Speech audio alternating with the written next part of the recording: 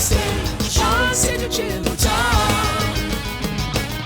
Onstage, Johnston to Jimenez. Onstage, Johnston to Jimenez. Onstage, Johnston to Jimenez.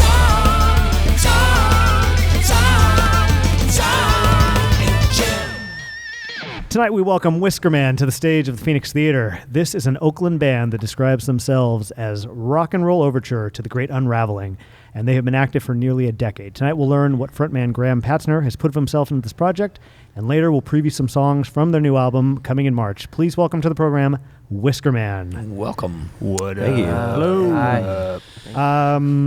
It's fun because like sitting at the table with you guys is fun and a lot of levity.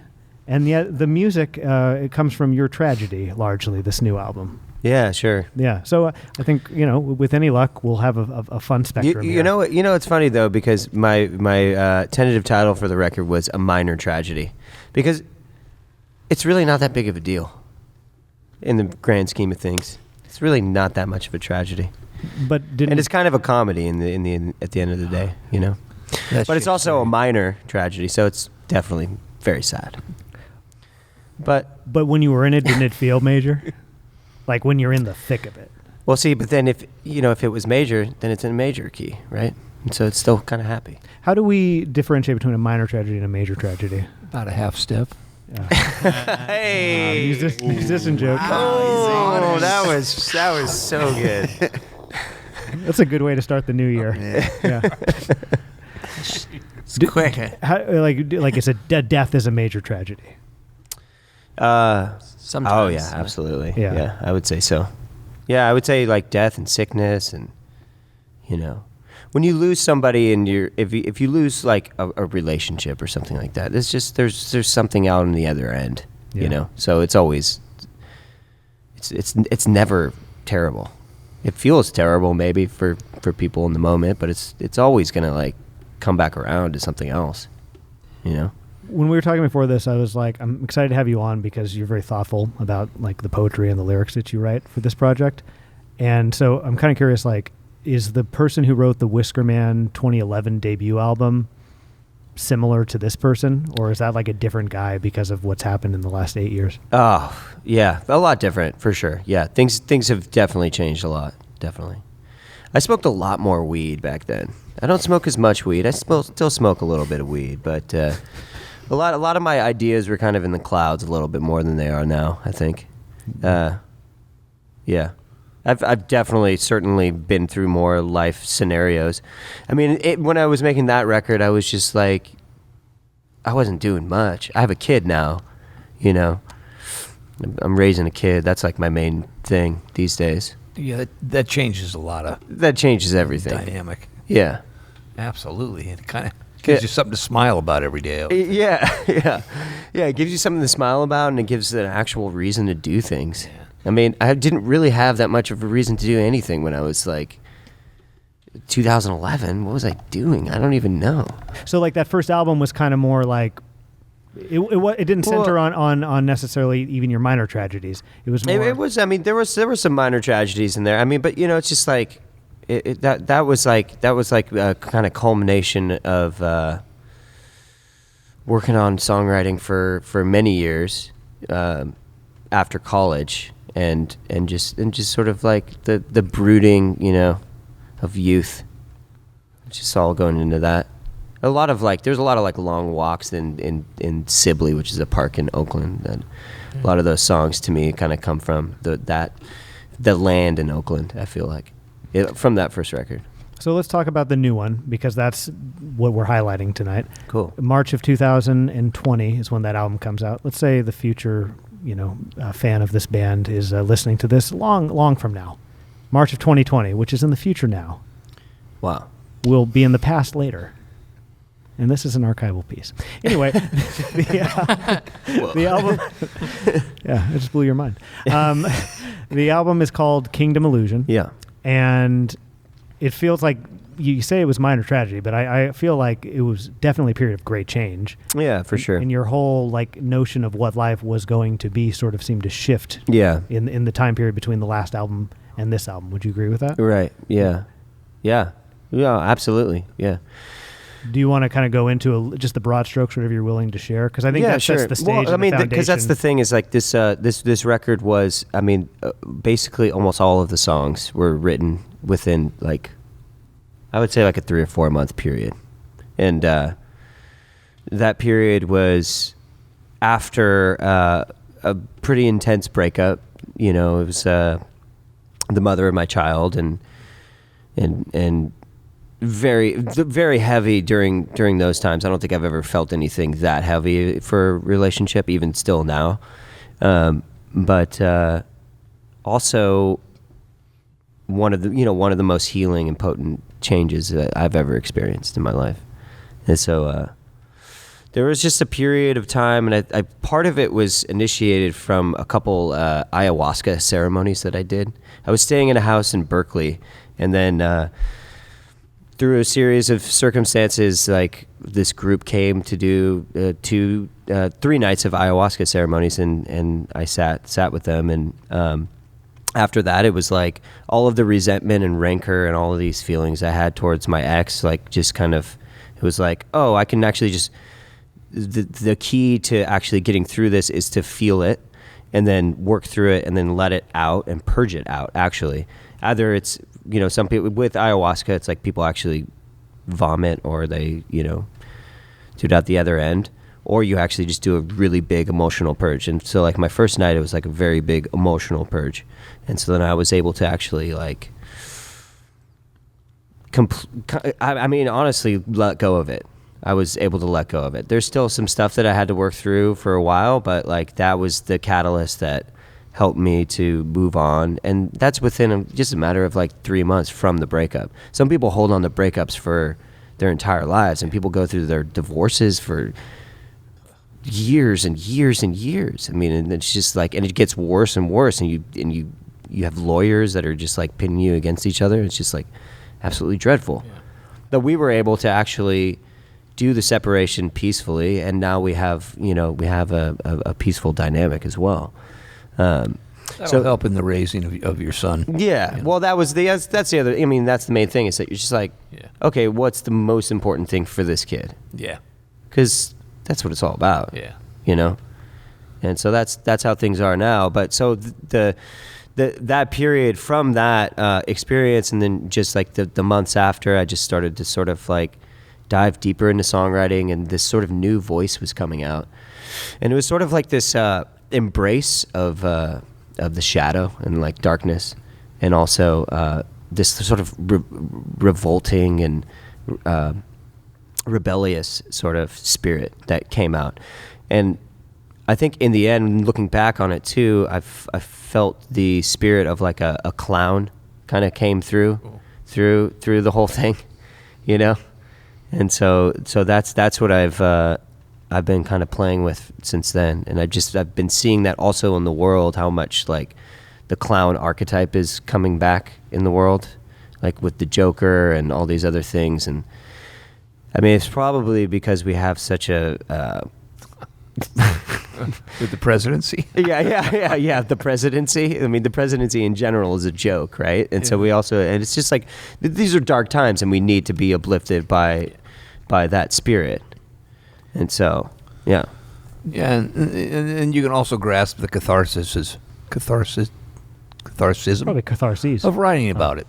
And turning it into a piece is just such a great way to look at it and roll it around and then put it out. That's also a great way to purge, I would think, performing it live. Yeah, absolutely. Throwing it out.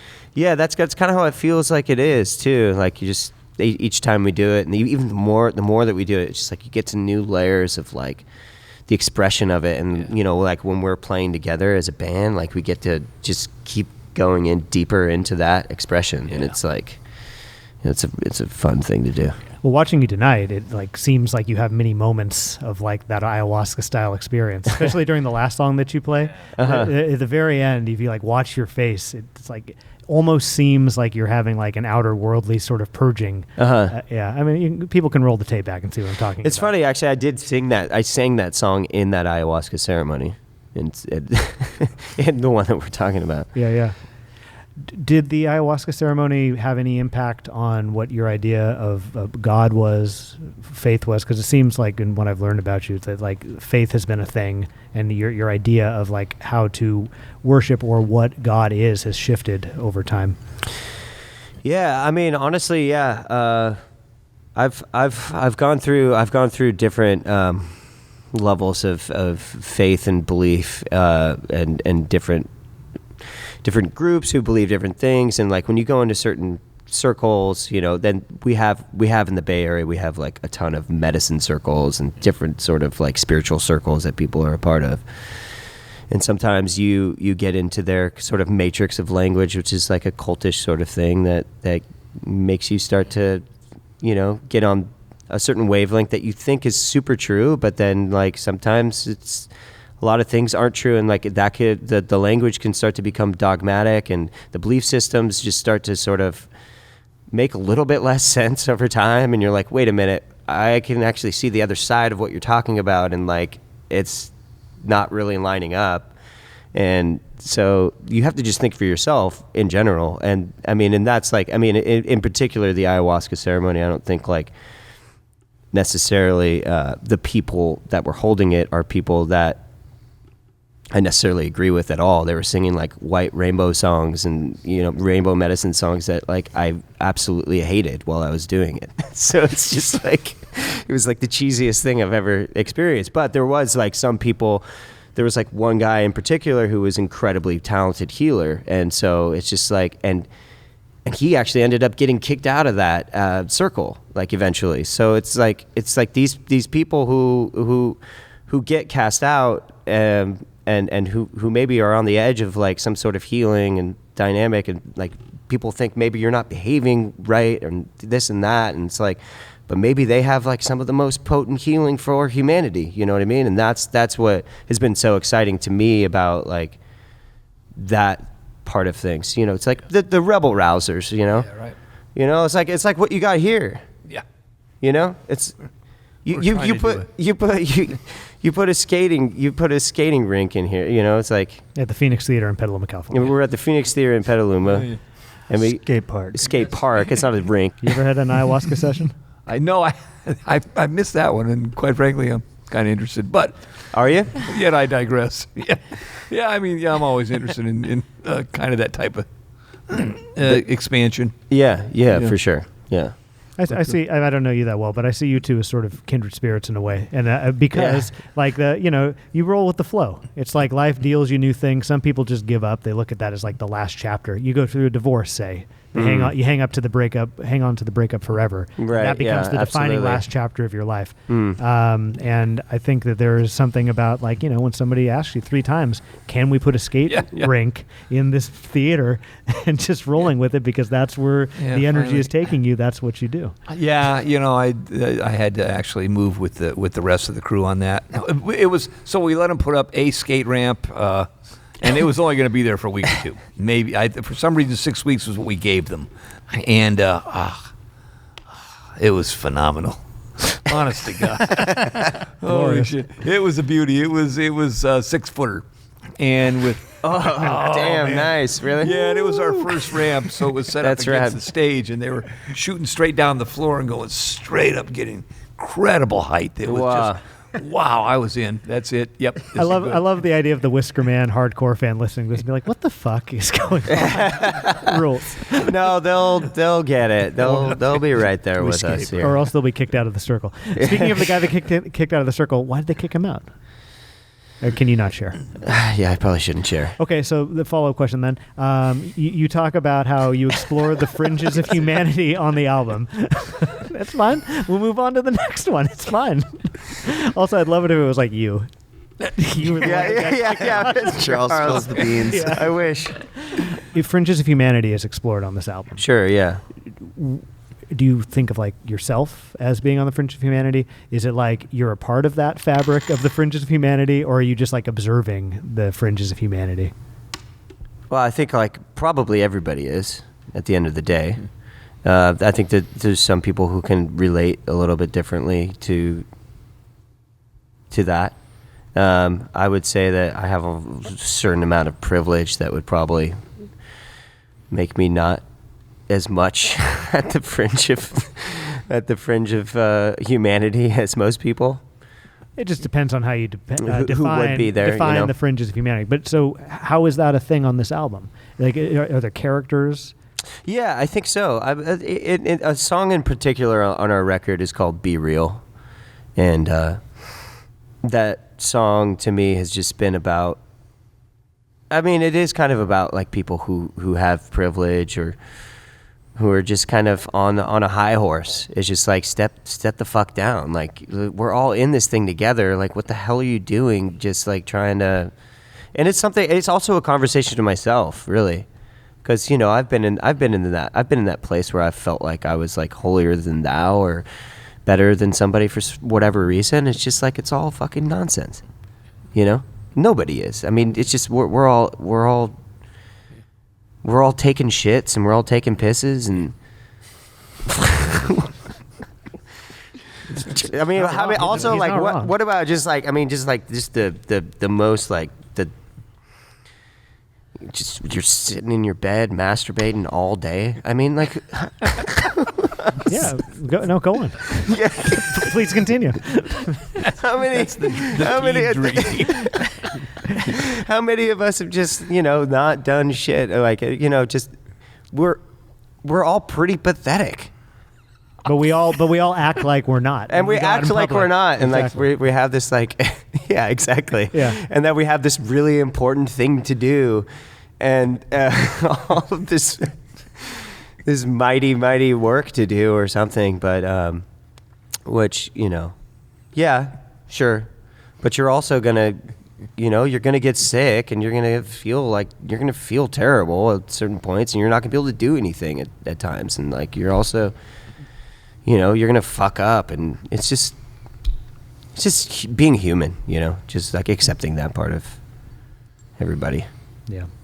Welcoming that a little bit more, and like those people on the anybody who's on the streets who's struggling, and you there's so many.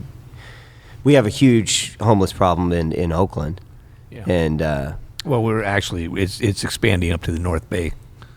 Is it? Yeah, it is now. Yeah, it absolutely is. To the point of the song, you have a lot of people here, probably even more so than Oakland, who would just kind of like somebody to do something about all these homeless people. Right. And I get the sense that this song is maybe an angry song. It's maybe like a, who the fuck are you to like look down on those people? It's like, why don't you be real with yourself? Well, yeah. Well, it's also just, I mean, there's this has been a theme on the record a couple times for me, was just like, and the song, one of the songs that we played tonight, Villains, it's just about that, like the way that we cast people out in our society, and then it's like it's in the call out culture, with social media and all of that stuff. But it's also, it's like with the homeless people, it's like there's so many people who just like, let's get them the fuck out of here. Yeah. So what I think is really interesting about that is like you are somebody who has like the idea of like God has been important to you at different times. Would you say that's true?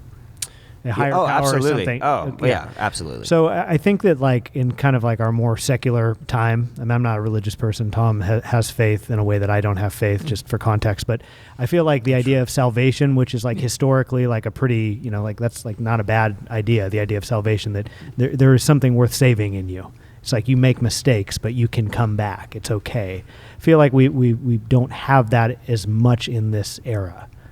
Would you agree with that? I mean, because you talk, well, you don't have to agree with me, but it's like, I guess my question is like, I feel like, yes, call out culture is a thing, but also like with homeless people, a lot of people don't even really, they walk by a homeless person, they don't really regard them as human. They don't think like, oh, that's somebody like my son, or that could be me. It's just a sort of a like, well, they probably made some bad mistakes, and we're just going to keep going. And I don't know. I think that that's something that we could use more of, which is more empathy and like get off your high horse. We're all the same. And it feels like that's something that you, I don't know, is important to you because you say it comes across on the well, it's just also just like being reminded. Like, I don't know. I was sitting at a cafe today with my friend Cassandra, who's an amazing songwriter and singer. And we had this we were just sitting at the window, and this homeless guy who I've seen around all the time came by and just stood in front of the window for like a good 30 minutes, just right in front of us for the whole time, kind of giving us a show of like his whole deal.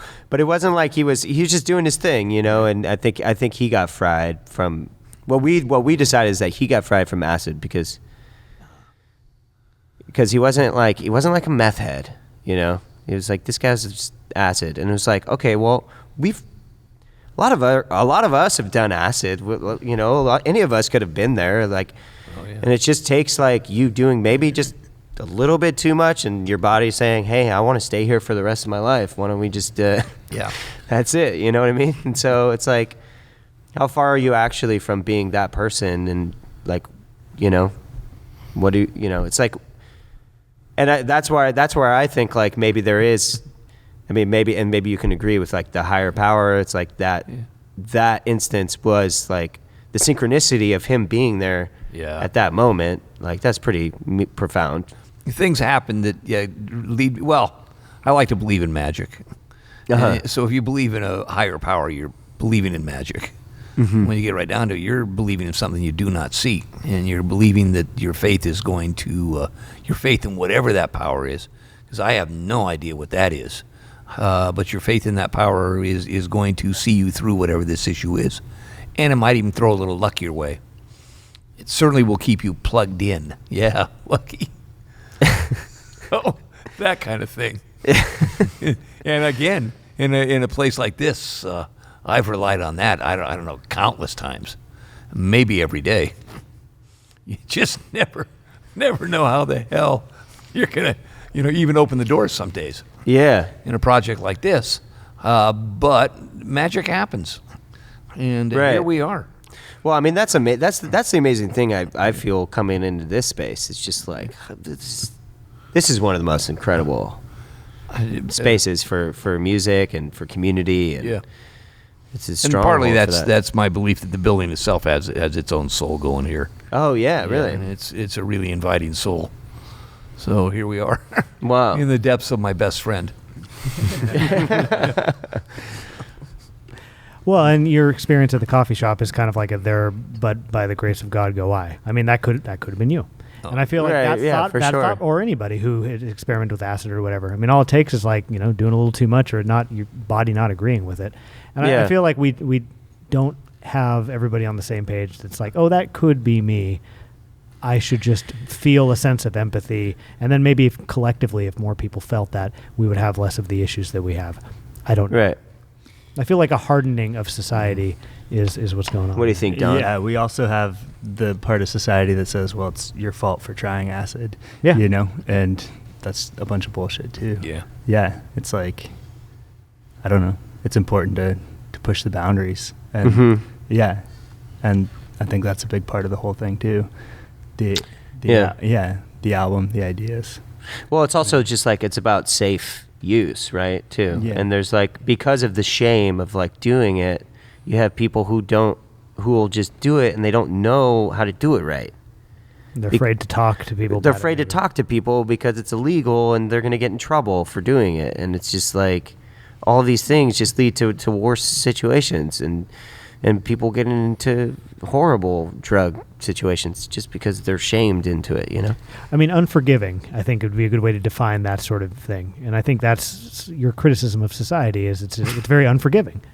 It's like you do something, days, it's your fault. Exactly. I mean, that's what I'm trying to zero in on is what you're about to say right don't you here. Don't you think these days like we have a very unforgiving like society in a lot of ways? Yeah, it seems to have kind of bent that direction right now. Yeah, it kind of seems like people. It's like if you do something, if you like violate like that one thing, then you're out and you're done. You're cast away. Like that's it.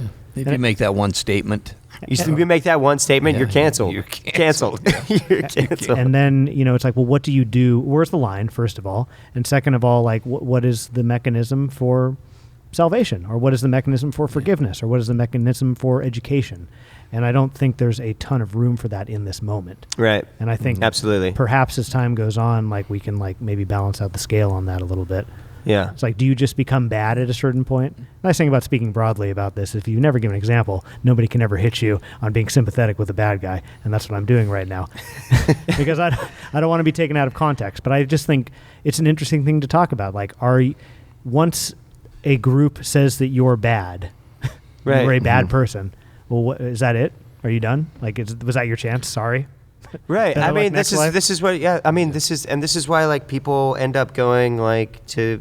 There are these like communities that you end up at, you know, like, and that's where there's like people in New Mexico like making their own lives in the desert, and you know, in communities where they're kind of like they kind of keep to themselves, or you know, there's places. A lot of times, actually, they go to the desert. It seems like most of the cast out people. It's a good place for outcasts. Yeah, it's a good place for outcasts.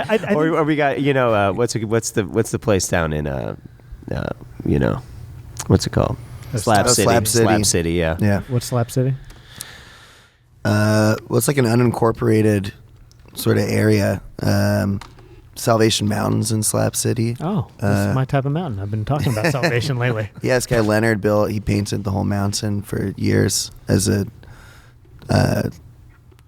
like a tribute to God, Jesus. He died a few years ago. It's sort of near the Salton Sea. Yeah, it's in Into the Wild. You know where that is? They go there. Yeah. Yeah. It's like a bunch of anarchists, like homeless people who live there, and they have their own community. I nearly slept in a water tower with a guy named Moth. Said we could stay at his place. You did once, yeah, and it was in a water tower. And what were the demographics on Moth? How old was Moth? We had a lot. He had more hair than me. Yeah, and this is a long-haired man. He was probably in his 30s, I guess. Yeah, he was a long-haired man. Yeah, we ended up sleeping in the van, but. But the tower was yours if you wanted it. I mean, I love your example of the drug example, because there is a large segment of society who'd be like, you fucked up, you're a fuck up, and then you feel hopeless. And without hope, then that's when things really start to get dark. Well, I mean, my problem with it is it discourages any sort of experimentation in life, which doesn't have to be drugs. It doesn't have to be, you know, it can be whatever. But it can be words, it can be feelings, it can be thoughts. Yeah, but I think it's important to feel freedom to, like, mess around and not feel afraid of doing that. And I mean, that's kind of what society to a large degree does. And this culture where you're constantly under surveillance and constantly like, you know, you can be dissected for anything that you say or do that's recorded or not, you know. And I mean, I don't know how to get around the problem or anything, but I think that I feel like the loss of a freedom of experimentation is the big problem. And like psychedelic experimentation plays right into that. And that's it. And that's why God invented the teen years. The teen years? Yeah. But I mean, but that's a great example. Keep rolling through. You know, I mean, they're you know, people do dumb things when they're in their teens. Yeah. And should that define them into adulthood? So it's just an interesting thing. I think the cultural moment will pass, as it always does. I mean, you look at the way life looks now compared to what was 20 years ago, even 10 years ago. It's like night and day. It'll shift. It's just not going to happen because like a group of people got together and like, this is how it will shift. I think people also do dumb things when they're adults as well as when they're teens. Very true. We pick easy examples here, though. I've done like way dumber things these days than I did ever in my entire life. Yeah, I also our dumbest things might still be yet to come too. You know, I also think about how many missed opportunities there, you know, has been in the human race since the beginning from fear itself. Oh yeah. You know, like how many things we don't do in our life because of fear.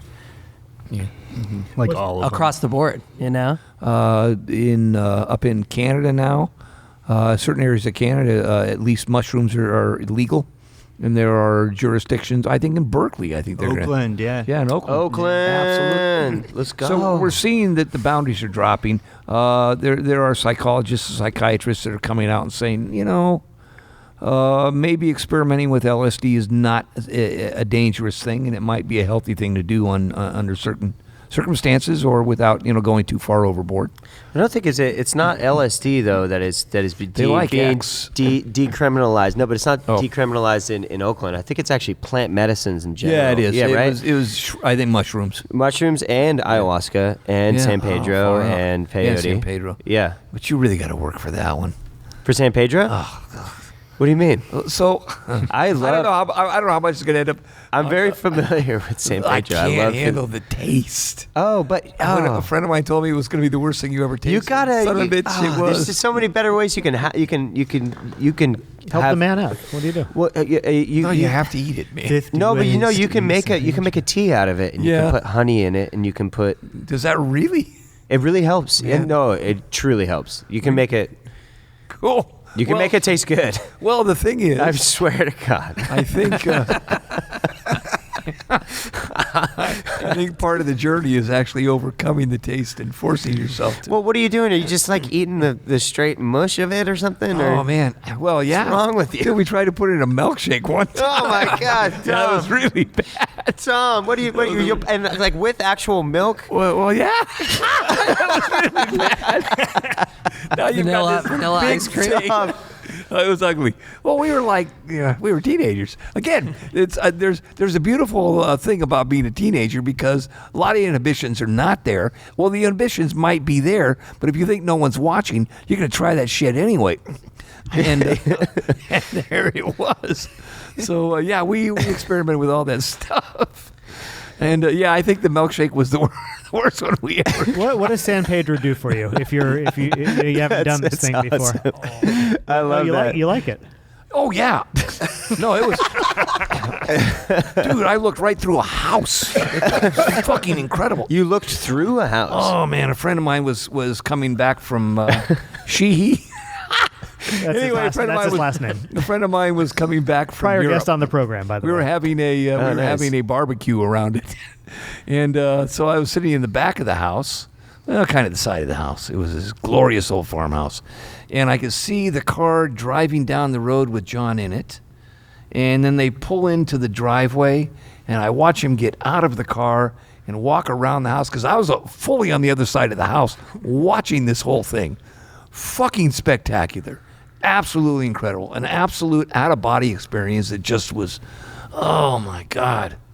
It was glorious. Wow. As the night, I can remember the whole thing now, as a matter of fact, as the night finally crept on and I felt the sun going down, except for at that point, that was the time I realized, oh man, I got some of my best material out of it, that you can feel the earth as it's spinning. The sun is going nowhere. The sun is right where the sun is moving. But it isn't moving in relation to us. We are moving. We are spinning. And you can just feel as you're watching the sun go down, you realize you're spinning away from it. I could feel it that night. And that was the night where I actually realized that. And that was San Pedro. Wow. Not to mention the fact, in San Pedro, there is a Gaffey Street. So it was kind of a big thing for me. Synergy. Synergy. So anyway, I loved it. Yeah. But it needed to be eaten, and you needed to puke to really get that, to get the whole. And that's kind of the way I always have done it. If that's really what, if you got to puke, you got to puke. Well, there's just better ways to like. There's you don't necessarily need to like be having like the meat part of it. You can make a tea of it. Yeah. Oh shit. So like maybe we'll get you guys. There's a group in Berkeley that does San Pedro ceremonies that I've sat with for many years. Oh, it's beautiful. Yeah. And it is beautiful medicine. Yeah. It is incredibly beautiful medicine. It's Agreed. like it just gets you into your heart. I feel like I actually feel more clarity with that medicine than with that like psychedelic. I wouldn't even call it a psychedelic because to me it was just like it's so like grounding for me. Right? Yeah, exactly. Yeah, I get it. Yeah, it's grounding. Yeah, and it just gets you into your heart and like shows you what your life's all about and like what your prayer is for your life. Yeah, that's true. Yeah. Like then some of the other things they can get so cosmic and crazy and weird and like you see all these entities and it's just like what the fuck is going on? Yeah, that's true. It's just like you get like. Yeah. How often do you do so?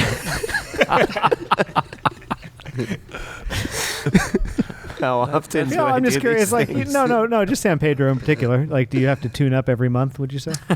Man, I probably should. Honestly, I could probably go. I could go back for another round. Actually, maybe tomorrow. I would love it so much if you two went together. Oh, yeah. Maybe we should go together. Maybe, that. Well, you guys, I'll you pay did a for it. video. You did a video. Really? 100%. If you two went together, I would 100% pay for it. Really? Oh, There's yeah. no question. Well, it's all right. Zero question. All right. Go ahead. You were saying. All right. Oh, I'd rather Boom. do it at. You guys did a video that looked like you filmed it in Gualala, in the forest in Gualala.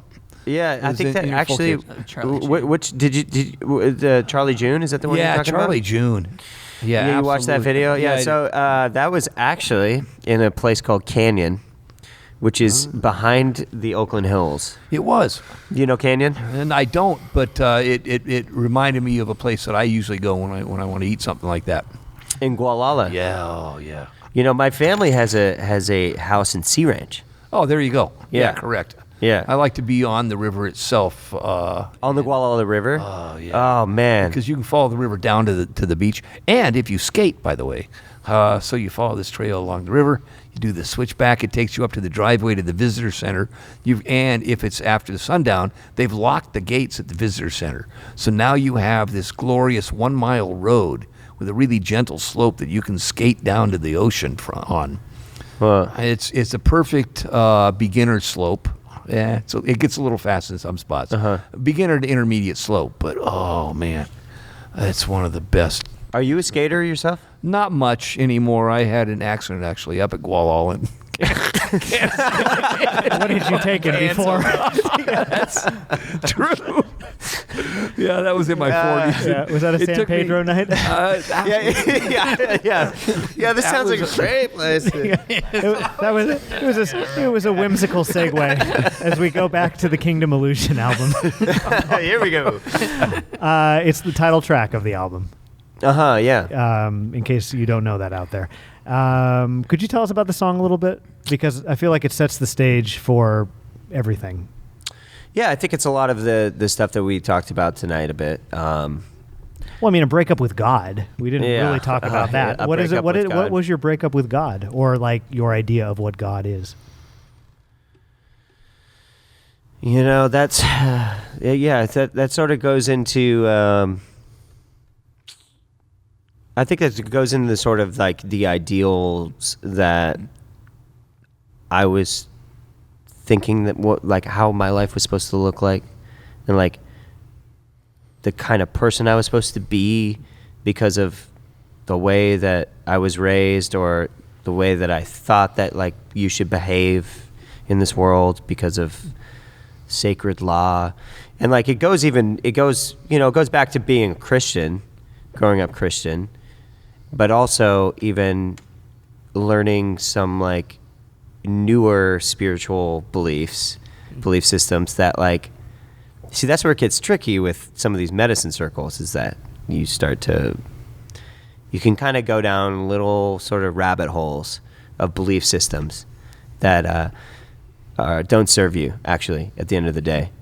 And it's like a dogma that you're adhering to, and then it's actually not like true.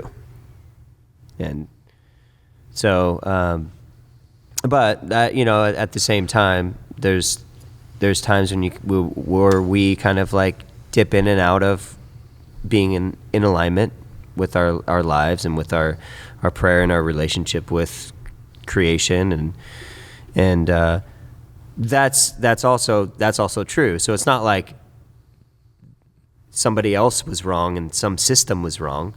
It's also that I was wrong completely, or like I'm being wrong or whatever, and and then you need to come back into alignment.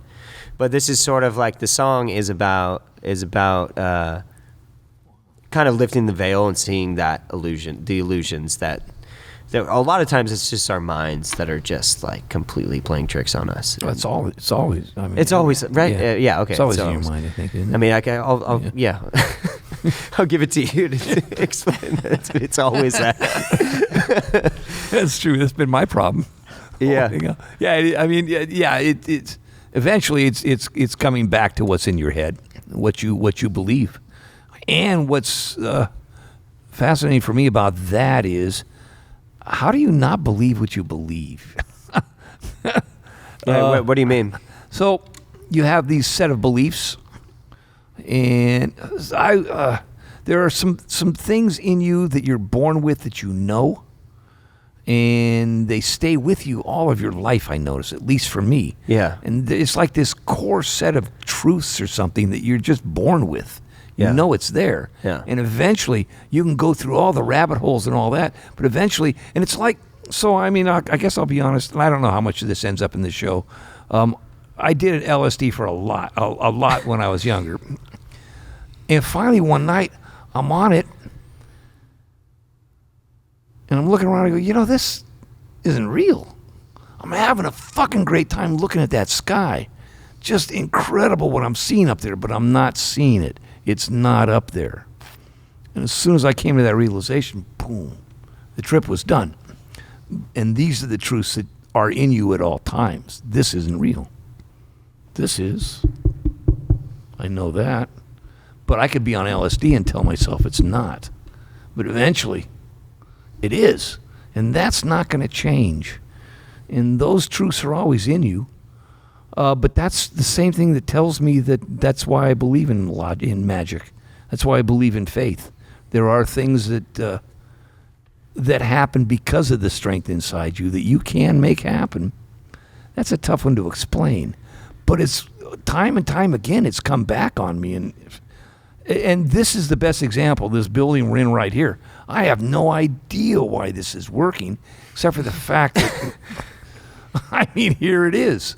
There are very few rules in the world that make this possible. We've been losing money here since 1983. Finally, honest to God, finally, this year is the year that I decided, after thinking, fuck, this is bullshit. I can't make money with this place ever. So what I've decided is, whatever time I have left in this building, I'm going to try and lose as much money as I possibly can.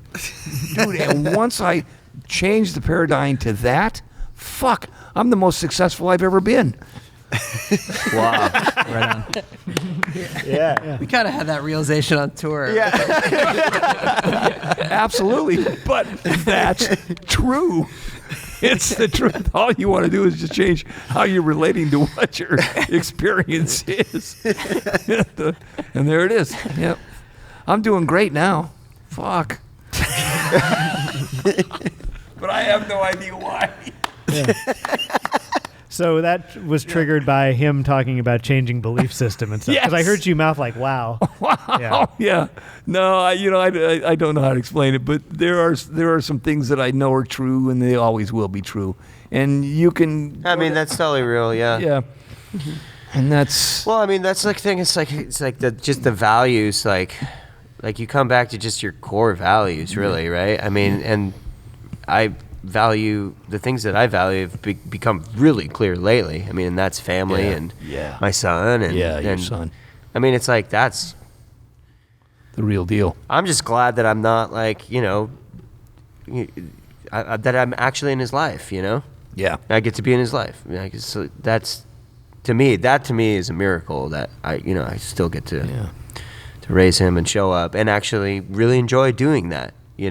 To actually enjoy taking him to school and picking him up from school is a miracle for somebody like me. It's just like you didn't see that coming 10 years ago. I did not. 10 years ago, then it was 9 years ago that we were making the other record. I was just like, none of that shit was important to me.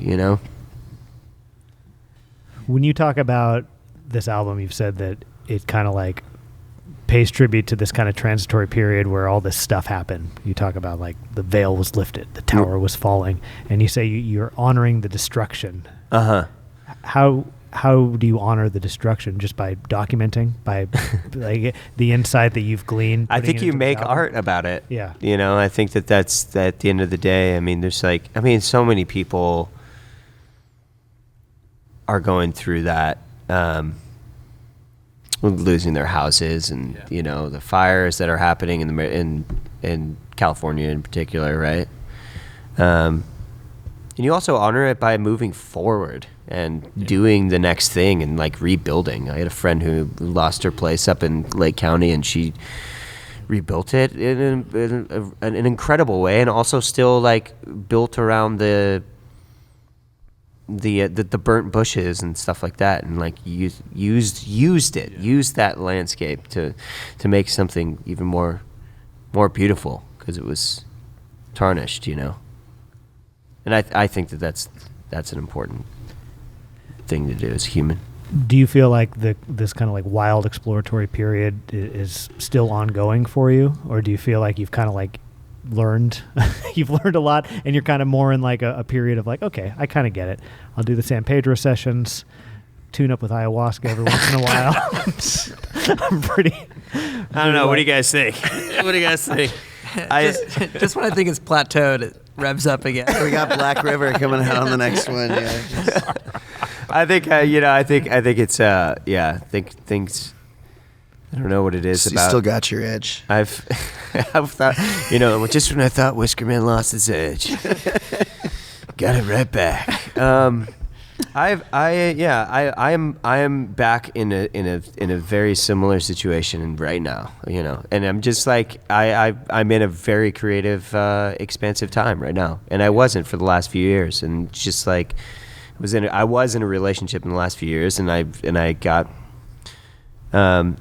I'm still inspired. It was like kind of like working in different ways. It's like you work on different parts of yourself at different times, and you're not like constantly just like feverishly writing and working on new stuff. But right now I'm in that period where I'm like working on a lot of new material, and it's like, it's a fun time. I like to be in that time, and I get to.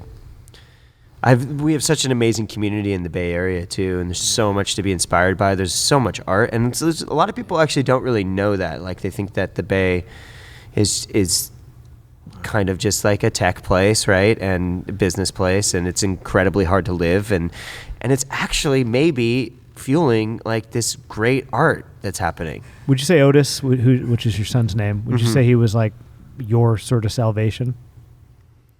Oh, yeah. Yeah, for sure. I mean, yeah, definitely. Absolutely. Yeah. Kind of brought it all into focus. Yeah, definitely. I mean, he's the most important thing, person, thing that's ever happened to me. He had to be good for a couple extra bucks on that. God, that was the most. That was one of my favorite. You gotta fucking have your. I'm getting there. Yeah, but This it's is just the on me. man's son. They have him. No, For a couple extra bucks. He's on the. You did a crowdfunding video, and you had him babble for the last. It was perfect. I was like, "Oh my God, that's good for about $1,000 right there." That's so true. And actually, the other funny thing is that I did make money off him on a UCSF betting off Children's Hospital commercial. I remember that. So he was, and like at the same time, it was like 6 months after he was born. I got a pity gig. Like, I'm not like, as a violin player, I'm not like a chamber music kind of violin player. And this guy hired me to be, in the background for a Visa checkout commercial playing violin in a chamber music thing. And I got it. It's like, I was like at the. Thank you, Otis. I was broke, completely broke, and I got like $10,000 from royalties and shit from that. Sweet. And that was all because he was like, I know you have a kid, and I think you could probably use the help. So like, here you go. But that only happens for the first year. Yeah. And then you're left to your own devices. Well, I'm telling you, seed money. I think you ought to take him on your next tour and put him at the merch table. Oh. Well, how old is he? Oh, 5. He's I think 5 that's now? a little young. He's 5. Wow. Well, he can learn. Yeah. Oh no! Put him at the merch table. Now he can talk. Now he can talk. I mean, he would honestly, he would. How to use a square chip reader, He'd do okay. The only thing is, I would not wish that much car ride, van lifing to him. Unless we did like a shorter runs, like that were 3-hour drives or something like that, because it just gets, on the West Coast in particular, it's really long. Did you play? Can I just say something? Like, That coin I had, that lucky coin. He found it backstage from an AA meeting last night. Go. It completely disappeared, like from my hand, just now. Yeah, he's been holding it the whole Is that interview. something that happens? They do say the building is haunted. It's probably Chris.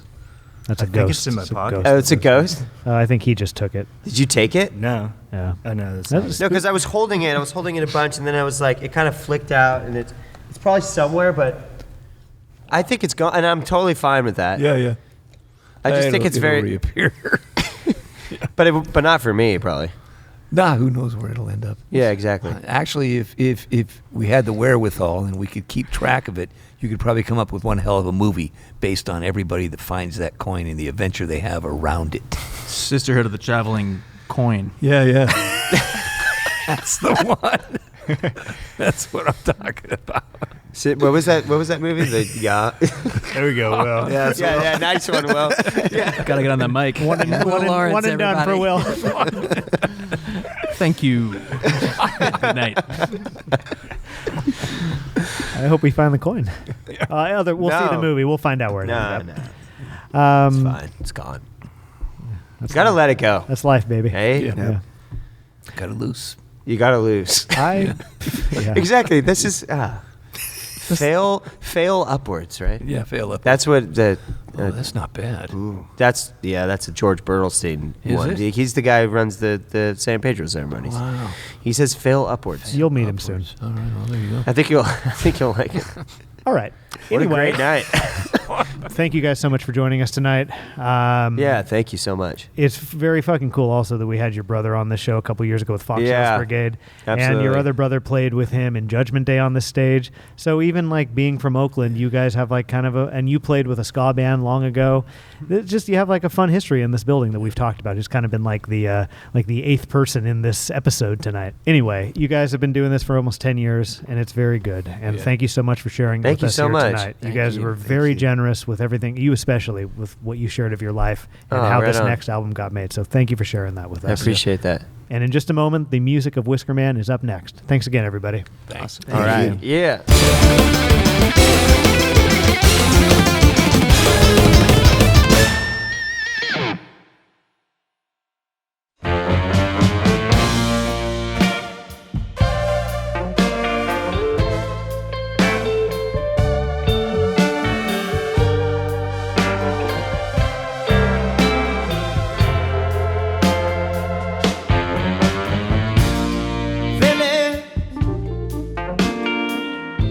The ones behind the curtain,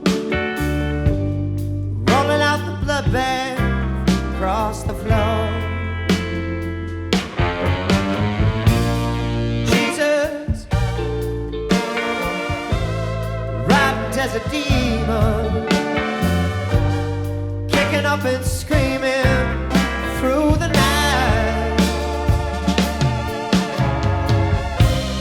And I sit next to you, and on my dark side, how do I integrate you into my woman? Oh Lord, I tried. Don't try so hard.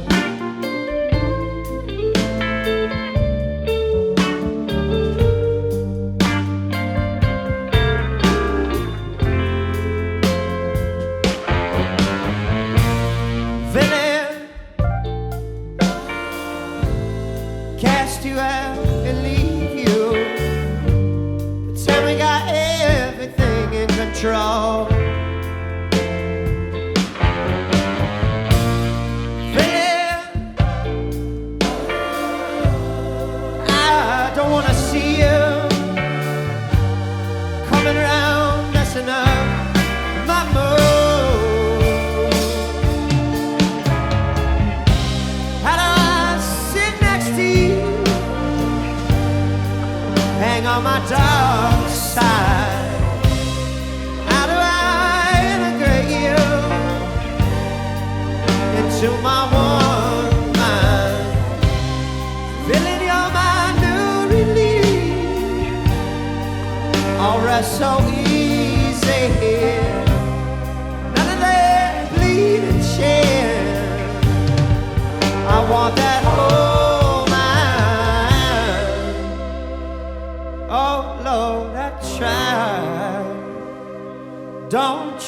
so hard. Oh, oh, oh.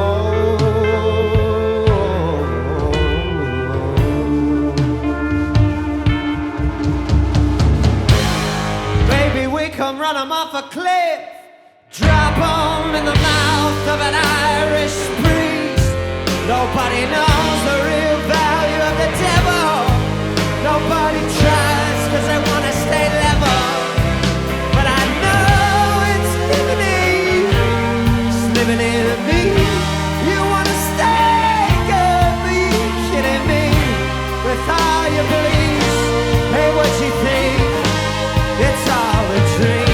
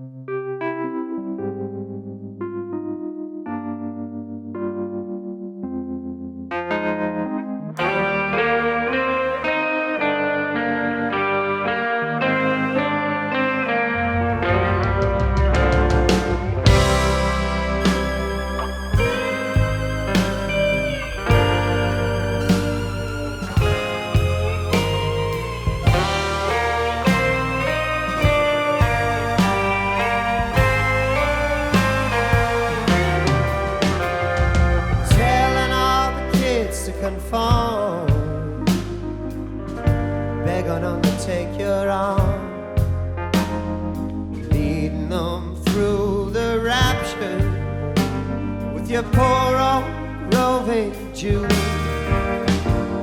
The meek are how they get their meat. Come on in and take your seat and tell us what you're scared, so we don't go this street. But you forget about me, I didn't forget about you. Out here with the rest of them, and we're trying to hold up the seat of the kingdom illusion.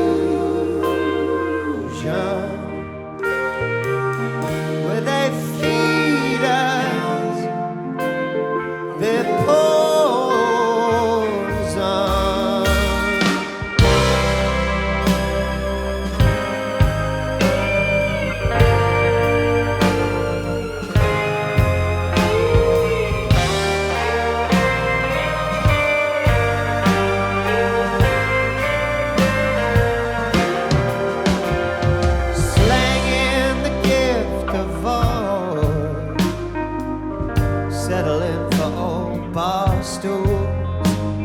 You're alive with a revolution. Come and get one more round. Here's the way to keep you calm, slanging you to their old clowns, spit you up out on the streets and toss you into the can. You forget about me, I dare to forget about you. South of loving Jesus, up north with the perfect view of the kingdom illusion.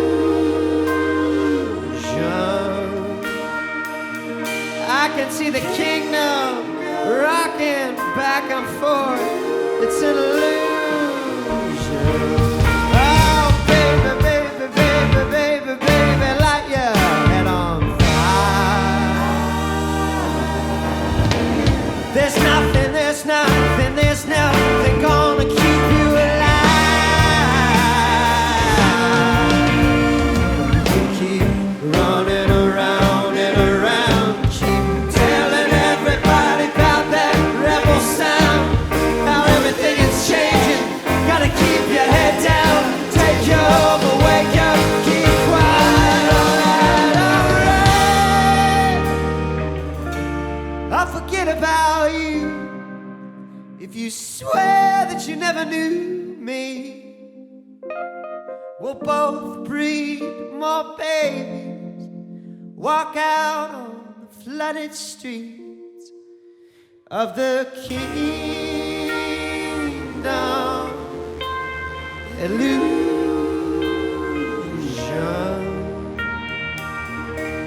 I can see the kingdom rocking back and forth. It's an illusion. Why can't you tell me I am? I'm losing it. Oh,